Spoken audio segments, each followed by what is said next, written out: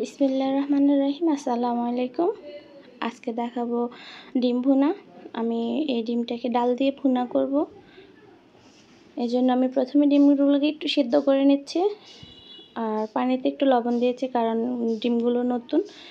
এই জন্য কড়াইতে আমি তেল আর লবণ হলুদ দিয়ে ডিমগুলোকে ভালো করে ভেজে নেব।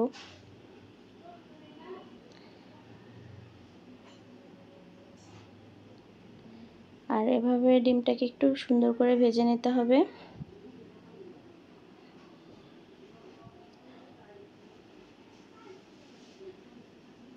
আমি সবগুলো ডিমকে সুন্দর করে ভেজে নিচ্ছি।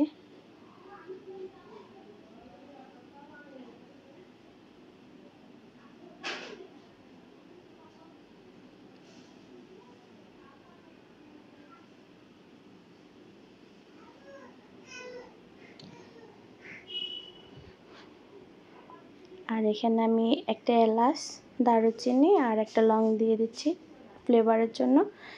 কেউ চাইলে এটা স্কিপ করতে পারবেন, যেহেতু আমি ডাল দেবো এই জন্য ফ্লেভারটা সুন্দর আসার জন্যই আমি গরম মশলাটাকে দিয়ে দিচ্ছি পেঁয়াজ, কাঁচামরিচ আস্ত দিয়েছি। আর ডালটাকে আমি 2 ঘন্টা আগে ভিজিয়ে রেখেছি, ওই ডালটাই দিয়ে দেব। তেলের সাথে ভালো করে ভেজে নেব। একটু রসুন বাটা, আদা বাটা, লবণ, হলুদ আর সামান্য পরিমাণ মরিচের গুঁড়া, জিরা গুঁড়া দিয়ে আমি ভালো করে মিক্স করে নেব। ডালের সাথে ভালো করে কষিয়ে নেব।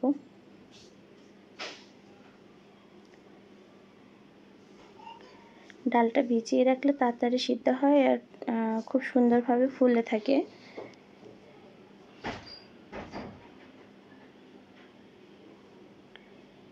ভালো করে আমি ভেজে নিচ্ছি। এরপর অ্যাড করব গরম পানি। আমি 1 কাপ পরিমাণ পানি দিয়ে ভালো ঢেকে রেখেছি। ডালটা সিদ্ধ হওয়া পর্যন্ত অপেক্ষা করব। আমার ডালটা খুব সিদ্ধ হয়ে গেছে। এখন দিয়ে দেব টমেটো। টমেটোটাকেও চাইলে আগেও দিতে পারেন, আমি পরে দিলাম আস্ত রাখার জন্য, দেখার সৌন্দর্য রাখার জন্য। এই জন্য পরে ডিমগুলো দিয়ে একটু নেড়েচেড়ে ঢাকনা দিয়ে ঢেকে রেখে দেব।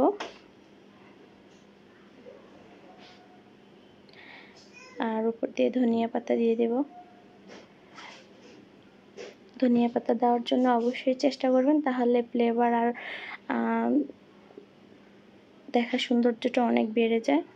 বাস হয়ে গেল। আর এরপরে একটু ফোড়ন দিয়ে দিচ্ছি পেঁয়াজ আর 2-1 কোয়া রসুন দিয়ে একটু ফোড়ন দিয়ে আমি রান্নাটা শেষ করব। আর এভাবে রান্না করে খেয়ে দেখবেন, আসলে অনেক টেস্ট, ডিফারেন্ট কিছু, অনেক ভালো লাগে। সবাই ভালো থাকবেন। আল্লাহ হাফেজ।